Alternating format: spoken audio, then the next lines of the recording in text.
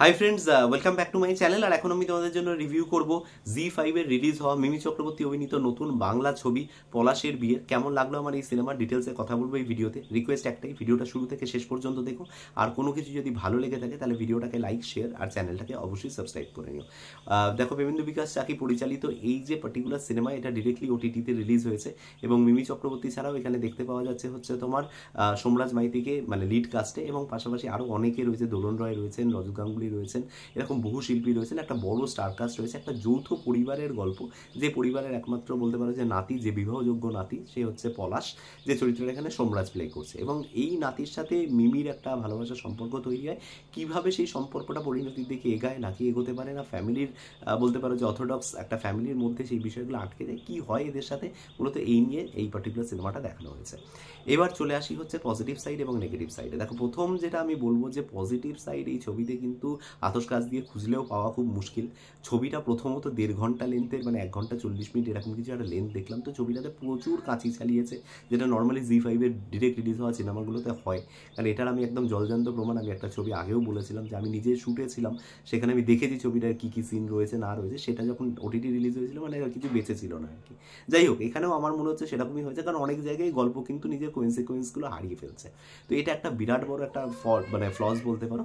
Positive side যদি একটা ছোট্ট করে কিছু বলতে হয়, সেটা হচ্ছে যে যৌথ পরিবারের গুরুত্ব, এটাকে বোঝানোর জন্য ডিরেক্টর যে মেসেজটা দিতে চেয়েছে, সেই মেসেজটা ছাড়া আর বাকি ছবিতে কোনো কিছু ভালো নেই।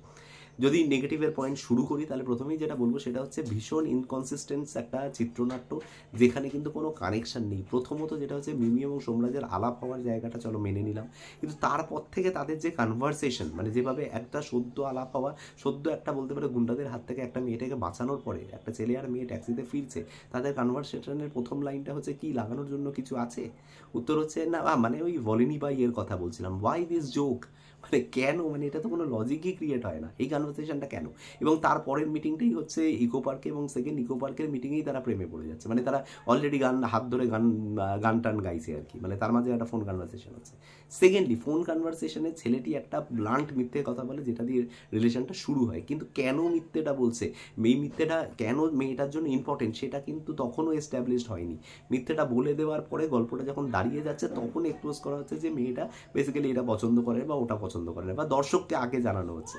কিন্তু ছেলেটা কি করে জানলো, সেই লজিকটাই ক্রিয়েট হচ্ছে না। তো এরকম ভীষণ ইললজিক্যাল একটা স্ক্রিপ্ট, ডায়লগ রাইটিং ততটাই পুয়ার এবং প্যাথেটিক, এবং তার থেকেও বড় হচ্ছে পারফরমেন্স। প্র্যাকটিক্যালি কারোর পারফরমেন্স ভালো লাগেনি। দোলন রয় এত ওভার অ্যাক্টিং করছেন, রজত গাঙ্গুলি এত ওভার অ্যাক্টিং করছেন, মানে এখানে প্রত্যেকটা ক্যারেক্টার যারা রয়েছে প্রত্যেক ওভার অ্যাক্টিং করছেন।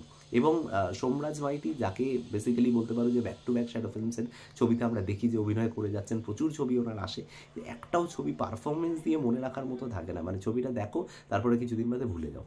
কিন্তু সব থেকে বড় সারপ্রাইজিং যেটা, সেটা হচ্ছে যে এই ছবিতে মিমি চক্রবর্তী কী করছেন, এটা আমার জন্যও দুর্বোধ্য। কারণ মিমি চক্রবর্তী এমন নয় যে মিমি চক্রবর্তীর জন্য সেই অর্থে কাজ নেই বা সেইভাবে কাজ পাচ্ছেন না। তিনি কিন্তু কাজ করতে চাইলেই কিন্তু কাজ করতে পারেন, তার কিন্তু ফিল্মোগ্রাফি যথেষ্ট স্ট্রং। এই ধরনের ভেঞ্চারে কেন তিনি যুক্ত হচ্ছেন, এবং এই ধরনের রমকমে মিমি একেবারেই আনফিট।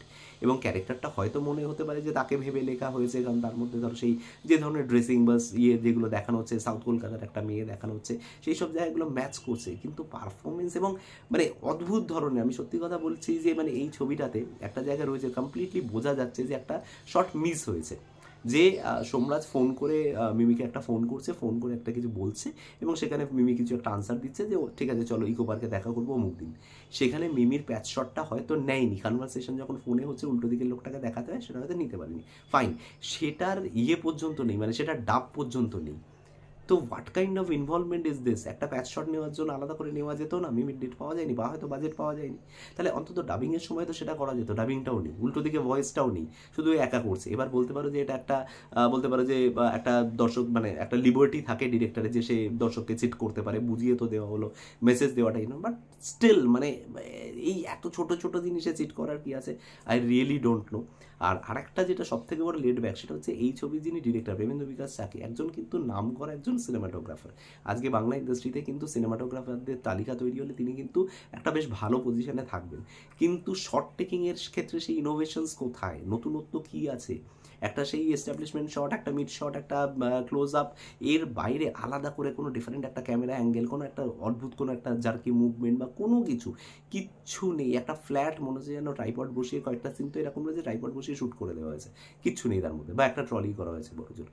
কিন্তু এর মধ্যে কোনো ইনোভেশনস নেই, তার মধ্যে কোনো তার সিগনেচার স্টাইল কিচ্ছু নেই, ভীষণ ফ্ল্যাট, এবং মানে গল্পটা অদ্ভুতভাবে এগিয়ে যায়, এবং সেখানে কিন্তু সিনেমাটোগ্রাফির বা অন্যান্য যে টেকনিক্যাল পার্টগুলো, সেগুলো টেকনিক্যাল ব্রিলিয়েন্সের কোনো ছাপই নেই ছবিটার মধ্যে। তো ভীষণই ডিসঅ্যাপয়েন্টিং একটা ছবি। যাই হোক, আমি যেহেতু রিভিউ করবো বলে আমি দেখলাম, কিন্তু হাইলি নট রেকমেন্ডেড।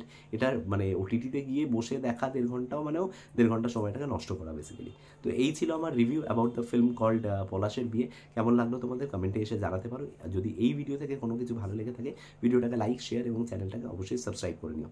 দেখা হচ্ছে তোমাদের সাথে নেক্সট কোনো ভিডিওতে। Till then, bye by.